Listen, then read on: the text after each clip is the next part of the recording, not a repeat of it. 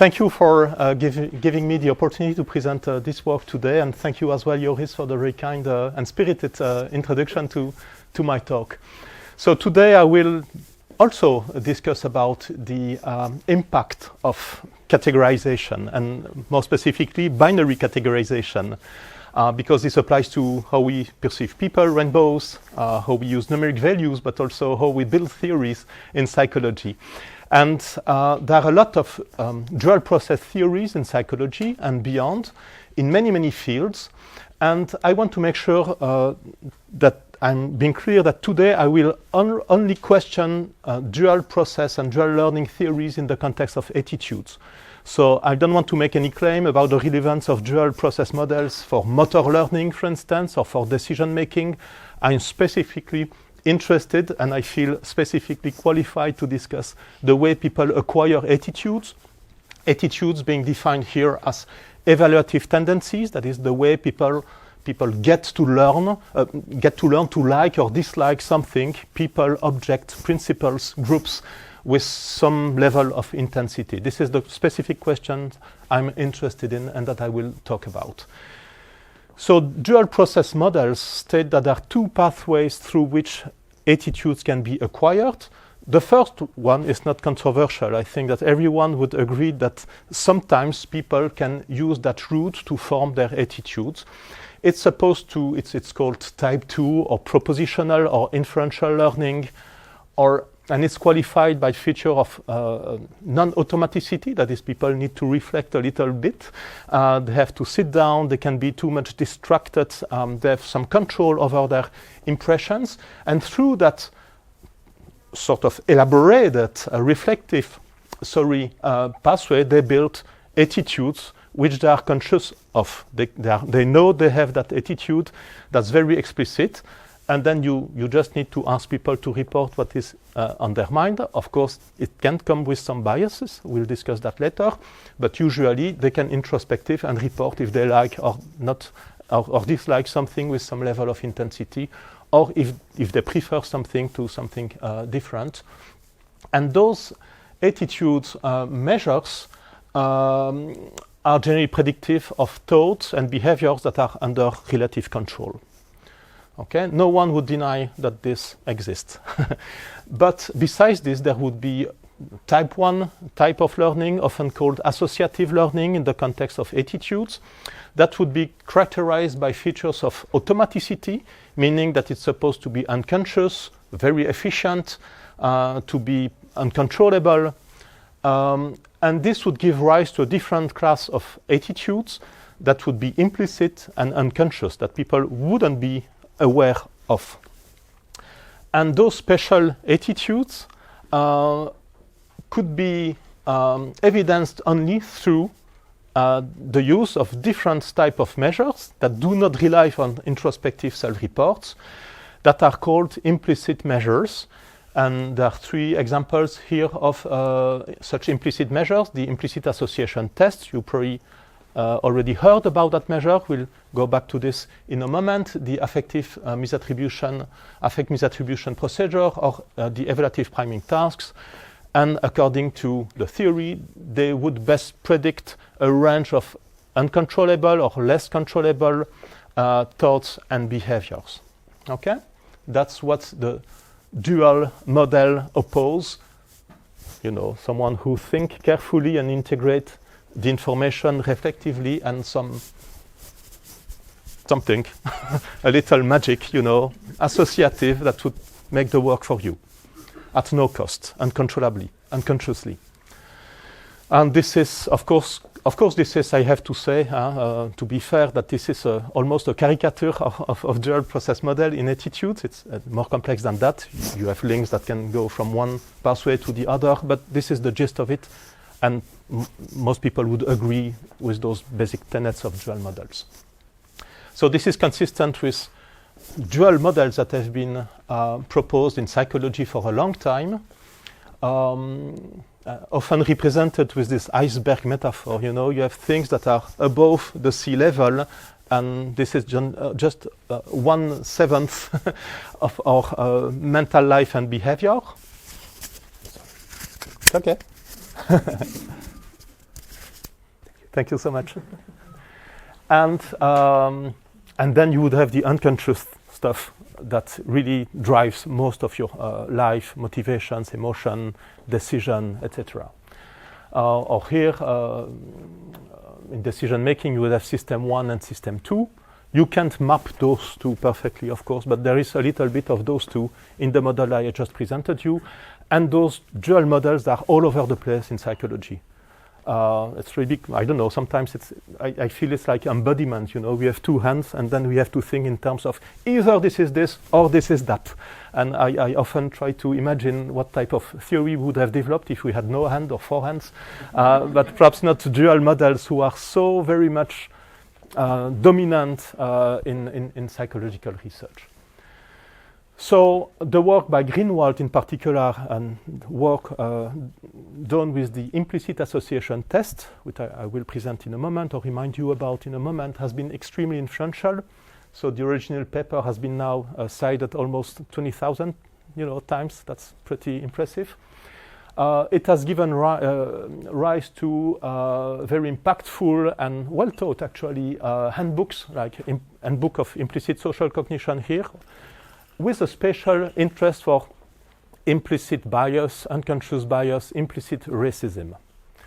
And this has been influential not only within science, but also beyond. For instance, here Hillary Clinton gave several conferences or talk where she relied to the construct of implicit bias and unconscious biases. And this is directly inspired by this implicit social cognition work and IIT research. And DEI, of course, training and practice is also largely inspired by this construct of unconscious bias. And often people are, attendees they're invited to complete an IIT test to know if they are racist or if they have an issue with gays or with females, if they hold particular unconscious stereotypes. That's the idea. And that the completion of the IIT would reveal that to the people because they wouldn't be aware of that. Of course, the question here is whether we should not be more interested in explicit blatant racism when we see, for instance, that the US people elected Trump and that even a few weeks ago here, Republicans were massively approving his immigration policy. But that's a more social question. I will focus here on the more scientific part of this talk. So for 15 years, this has been a long research project for me, but I sort of obsessively addressed almost every single assumptions of this associative attitude learning model. It has a set of specific predictions, most of them concerned with automaticity, and I did not find any compelling evidence for it. No. I reviewed, and neither did other researchers, it's not just me. I reviewed that work in two theoretical papers, one published together with Christoph Stahl about 5 years ago in PSPR, where we really discuss the validity of those associative models.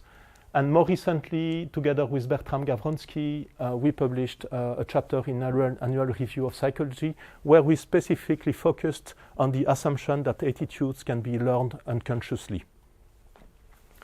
And then I thought that I had done what I could do in addressing these associative models. And the next question was obvious to me. If there is no such thing as associative attitude learning, why do we have to assume that implicit or unconscious attitude exist? Where can they come from if they cannot be learned? And then if they don't, of course, why do we need those implicit attitudes or stereotyping measures?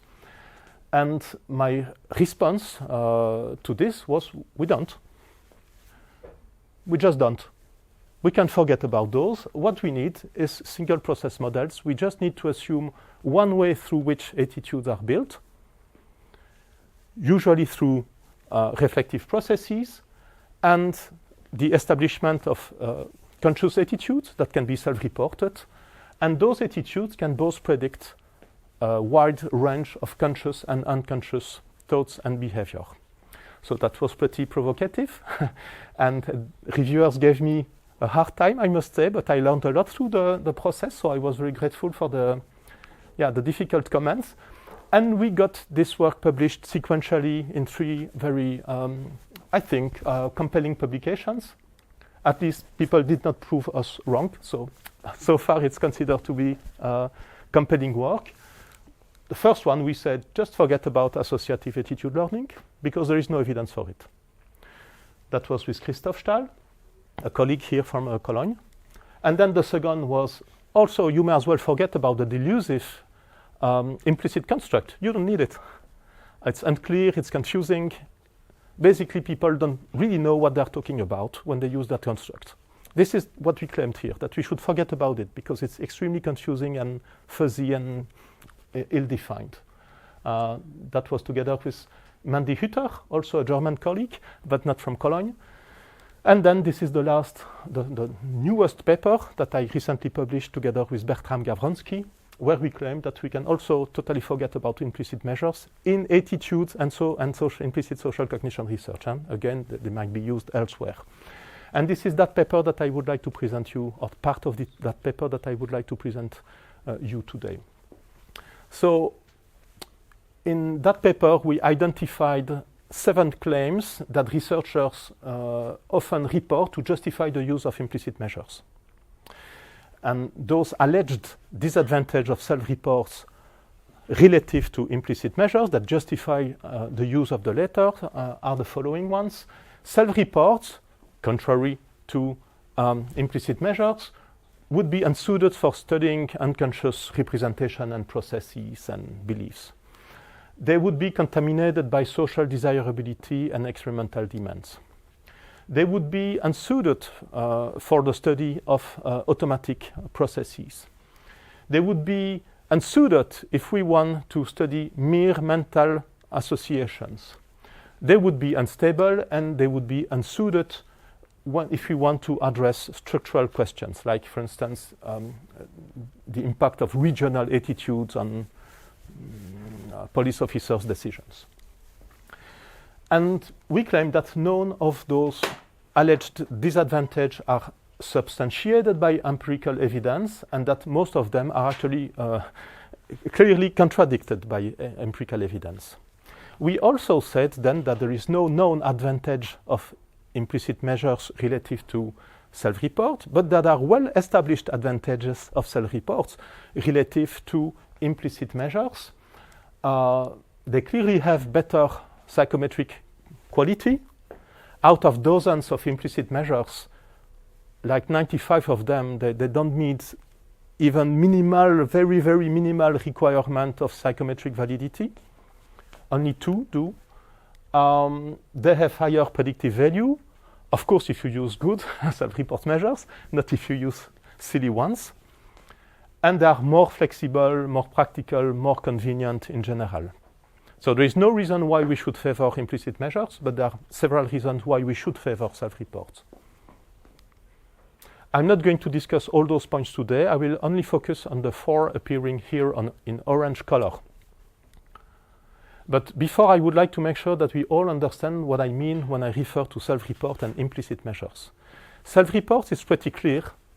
Those are reports. Self-reports are reports based on introspective processes that directly capture the construct of interest. So, for instance, if you want to see how happy people think they are, you cannot open, the skull of someone and see happiness in his brain, right? So you have to either to indirectly have some indication of the level of happiness, or you can directly ask the person, do you think you're happy in your life? To what extent do you agree with that statement? I agree or disagree with the statement that I'm generally happy with my life. Okay, this is what self-reports are about. It's pretty straightforward. But it can of course come in different ways. You can use oral reports, you can use interviews, you can ask participants to press a key on a computer or to circle a number of a scale. But in the end, it's always about introspecting your mental construct consciously and reporting it. Now it's less clear what implicit measures are. It's a set of heterogeneous behavioral measures that that aim at indirectly capturing the construct of interest. So it's a very fuzzy set. There's no clear boundary for that set of measures. There is no clear answer to what should be or not considered an implicit measure. But, and the authors acknowledge that, Nosek and colleagues, for instance, already in these old chapters, acknowledge that the set is fuzzy, and they said, okay, we are going to consider that a measure is implicit if it was discussed as such in a handbook and if it was used more than once. You know, this is not a very objective scientific criterion. This is more about social consensus. But it's fuzzy, but you can have, nevertheless, some features, organizing features, you know, to reach some family resemblance among that set of measures. So certainly they are all indirect. There is no implicit measure where we ask participants to introspect and directly report the construct of interest. So it's always about indirect measurement of the construct. It's often performance-based. It often relies on response time. Sometimes it's on accuracy levels or frequencies, for instance. It's relatively recent. Indirect measures, they've been there for at least 1 century, but not all implicit measures, indirect measures qualify as implicit measures.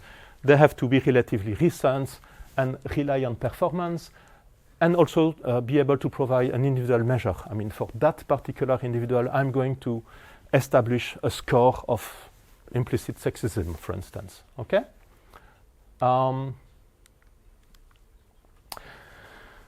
The two most frequently used measures, implicit measures, that's funny enough, they rely on associative and projective tests, like Freud did, you know, 1 century ago. The first one, which is associative, is the implicit association test.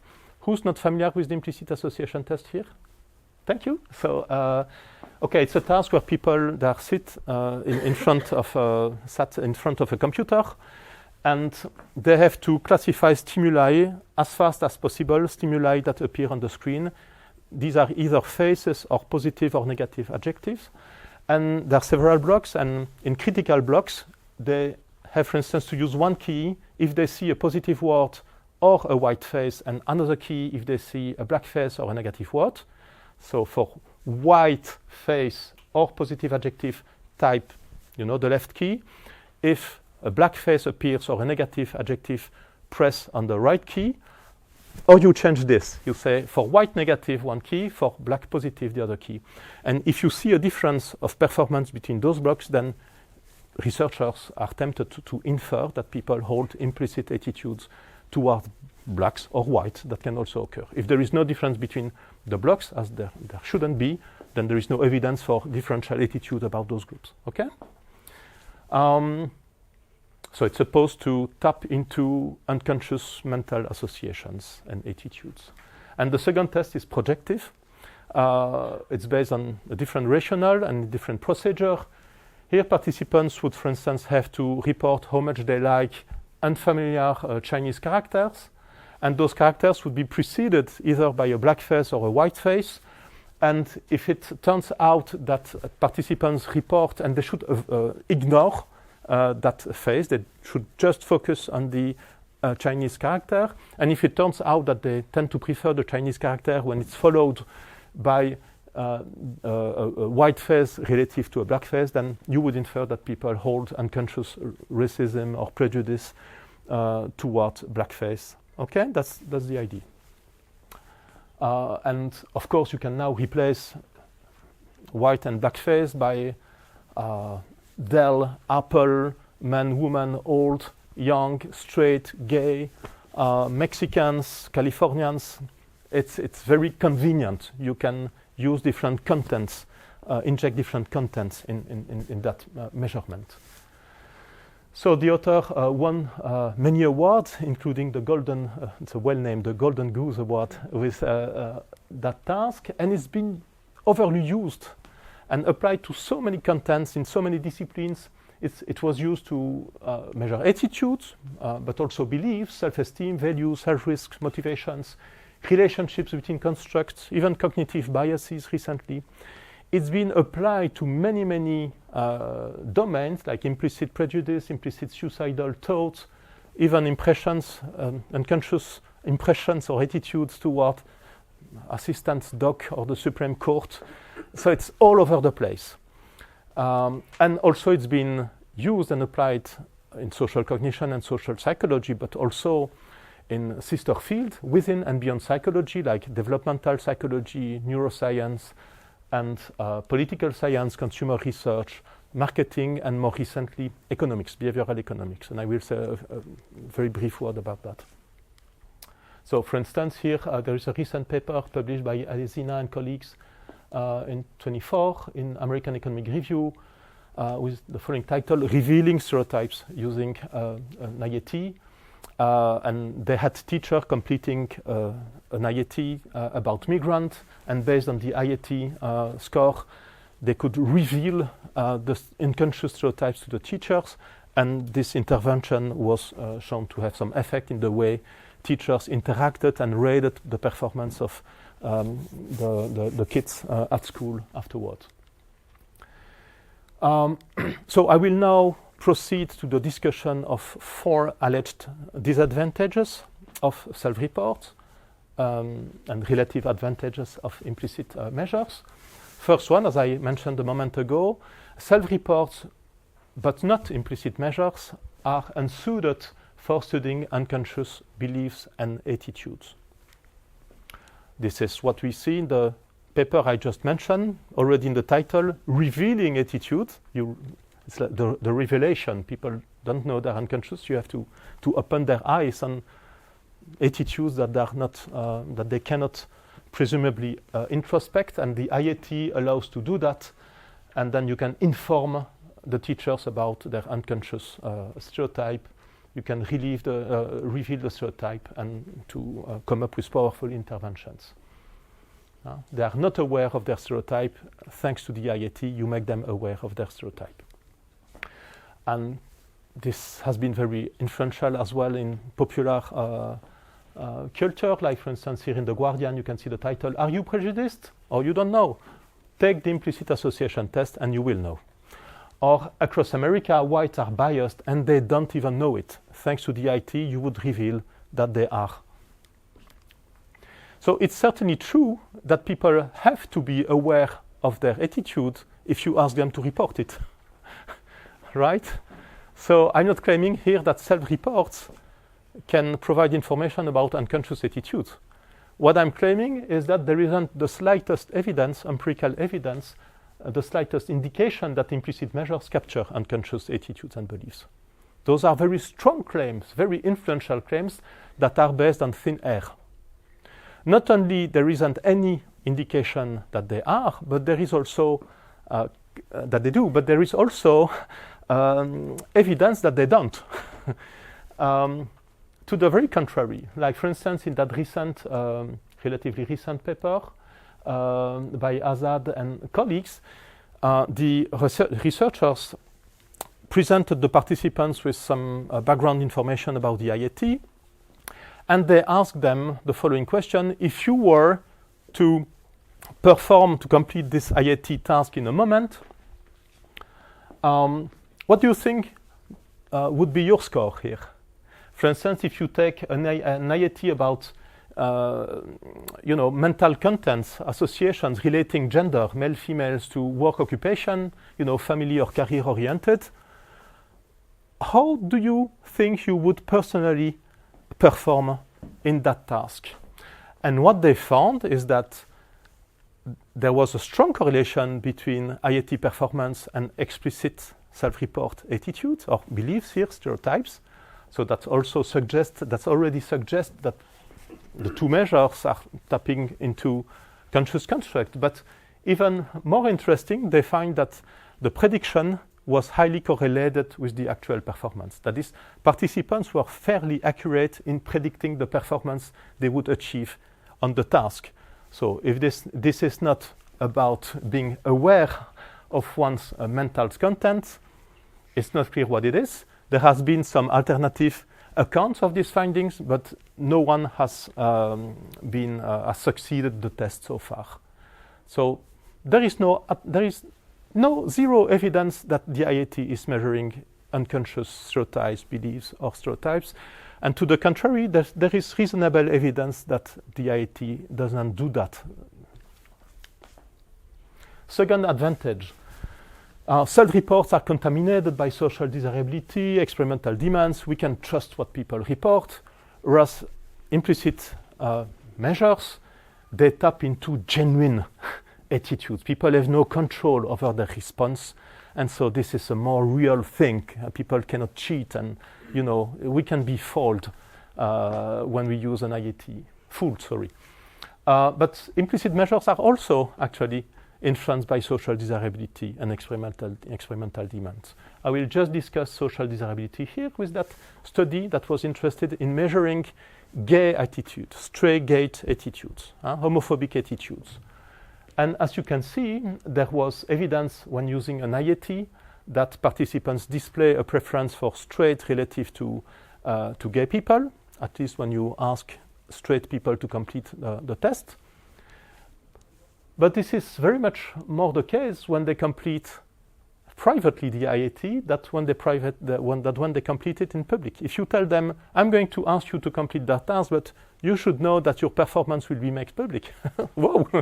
The mean is divided by 3. Right? So huge social desirability effect here on the IAT performance. So it can be claimed that it's, as a general conclusion, that it's insensitive to social desirability. And even more interesting in that study, the author used a very explicit self-report of homophobic attitude, and that measure was not influenced at all by the testing condition, whether the questionnaire was privately completed or was completed, so to say, publicly. That didn't change much of the self-report performance. So this may be considered anecdotal evidence. It's just one study. We can also look at meta-analytic results. And a critical test here is looking at whether the correlation between implicit and explicit measures is weakened, decreases as you go from mundane attitude measurements to more politically and socially sensitive attitude measures. You would expect that, if people don't dare saying what they think on self-reports, but that implicit measure report the real attitude, there should be less association between the two measures when you are measuring socially sensitive things than things people don't care about. For instance, less association when completing self-reports or IAT about straight gays, white, blacks, gender roles, that when completing IAT or self-reports about insects and flowers, right? That's not the case. The correlation is pretty stable across the whole social desirability continuum. So again, no support for this idea. Of course, there is some influence of social desirability when using self-reports. I'm not saying that there isn't. I'm just saying that the implicit measures are not competitive. This is an alleged advantage which is not substantiated by evidence. Third disadvantage, self-reports are unsuited for studying automatic processes. We need implicit measures if you are interested in automatic processes. Again, this is not true. If you are interested in the influence of uncontrolled processes in attitude, for instance, you can ask, for instance, participants who assess job applications, who report their assessment about job candidates explicitly, you can ask them to make sure that they avoid being influenced, being biased by the race or the age or the gender of the candidate.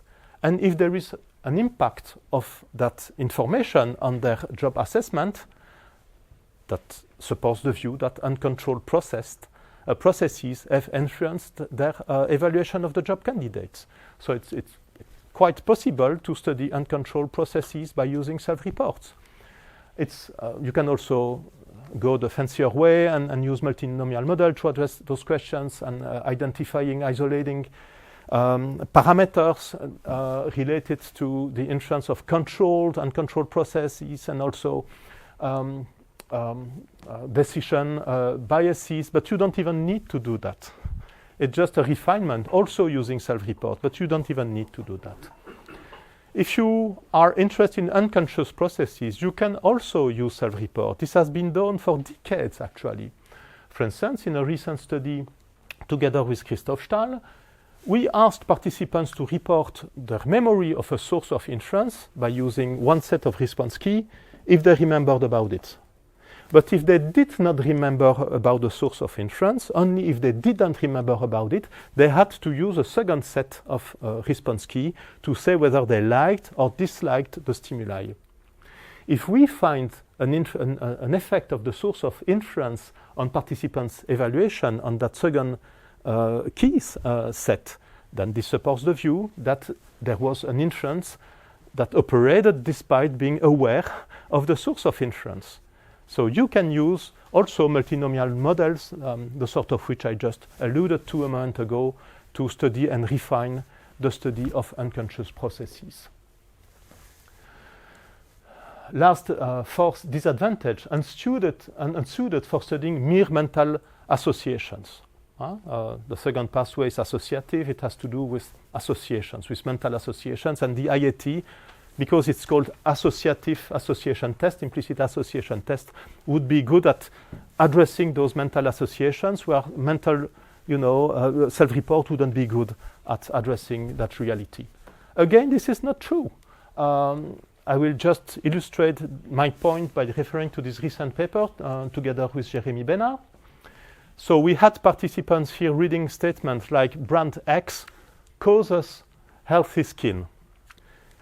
Here, when you read that sentence, the meaning is clearly positive, right? It's good to have healthy skin. But also the mere co-occurrence between brand X and healthy skin is positive. Like, even if you don't think about what that sentence means, you have a mere mental association between something brand X, which is neutral, and healthy skin, which is positive. So in this case, both the meaning and the mere association between those words should operate in the same evaluative direction.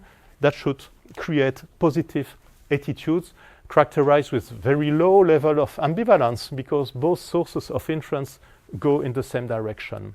Now consider this other sentence. Brand X prevents skin cancer. In this case, the meaning is also positive because it's a good thing to prevent skin cancer.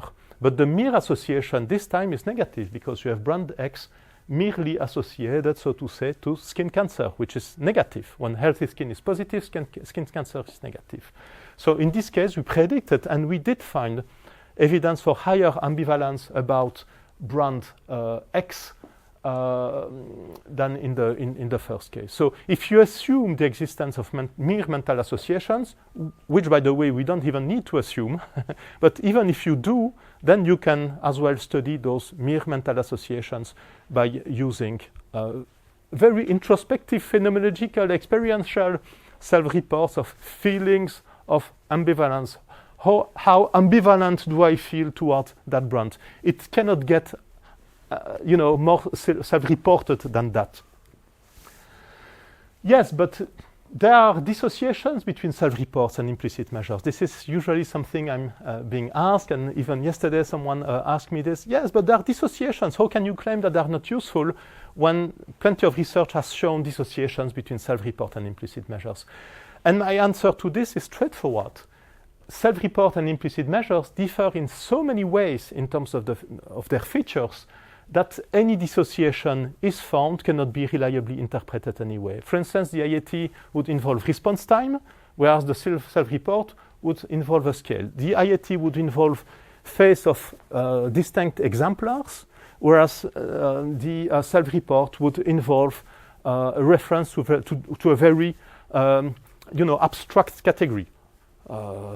African Americans, for instance. So there are so many differences between one self-report and one implicit measure, whatever you choose, that you cannot interpret any difference you would find when drawing comparisons.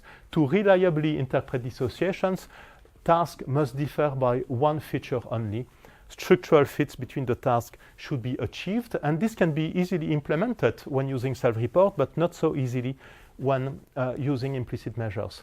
Very interestingly, when fit is implemented, perfect fit, and this has been done almost perfectly for the affect misattribution task, we don't know how to do that with the IAT, or when it's improved when you reduce the difference between implicit and measures and self-reports, conclusions often radically change, indicating the unreliability of past conclusions. Only very few studies have revisited past dissociation effects by achieving structural fit. We recently did in the context of adversarial collaboration with David Melnikov. He had published 6 studies in JSP supporting a model by evidencing dissociations between structurally unfitted tasks. We reached out to David in the US and said, well, if your theory is correct, then the effect should replicate when you achieve structural fit, because it's specifically about that feature of the automaticity. He said, okay, let's go. And the whole theory collapsed. This is really here a clear illustration of the risks of building theories based on poor methods. So researchers, this is my concluding slide. Researchers claim, strongly so, hence the bold fonts here, that implicit measures are advantageous in many regards, but those claims, they remain unsubstantiated, or they are wrong. They've been shown to be wrong. Those are false claims.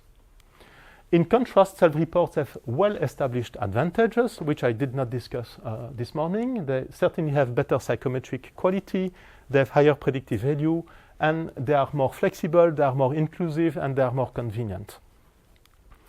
These measurement issues add to other issues with implicit attitude and social cognition research, lack of compelling evidence for dual attitude learning, lack of conceptual precision as well.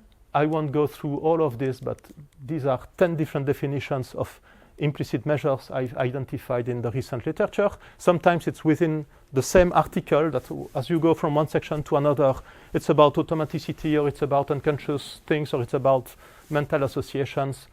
So basically, we don't know what those things are about, right? And if you want to know more about this, I direct you to this recent paper, where we make 2 very strong claims, disagreeable claims, I should say. There is no sound scientific reason why we should keep using implicit measures, except when doing IAT-like research for the mere sake of it. Why not? But beyond that, it's not clear why we should keep using them.